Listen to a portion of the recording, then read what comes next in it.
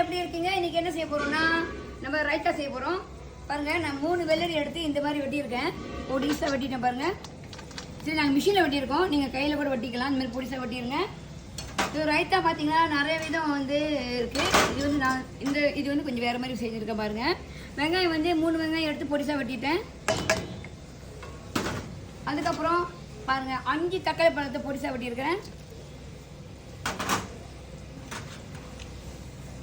அடுத்து என்ன போட போகிறோன்னா, இது பாருங்கள் காஷ்மீரி மிளகாத்தூள். இதில் நான் 1/2 ஸ்பூன் போடுறேன். காஷ்மீரி மிளகாத்தூள் 1/2 ஸ்பூனு.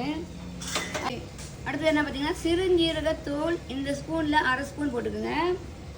உப்பு பார்த்தீங்கன்னா இந்த ஸ்பூனில் 1 ஸ்பூன் போட்டுக்குங்க.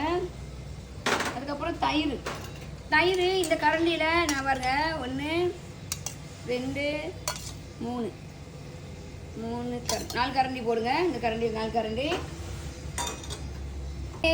ஓகே ஃப்ரெண்ட், நம்ம வந்து ஒரு மாதுளம், ஒரே ஒரு பழம் வாங்கினேன் நான், ஒரு மாதுளம் பழம். அது உள்ள பழத்தை மட்டும் எடுத்துட்டேன். மாதுளம் இது போட்டுட்டு நல்லா கிளறுங்க.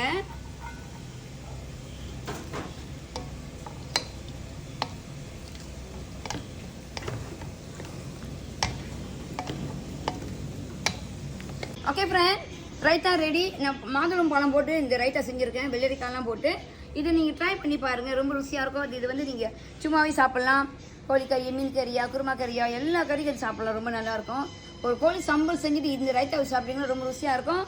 வேறு நிறைய விதம் இருக்குது. இப்போ இது மற்ற சொல்லித்தரேன், அதுக்கப்புறம் ஒன்று ஒன்றா வருவோம். நன்றி. ரெஸ்டாரண்ட் ராஜேஷ் இப்போ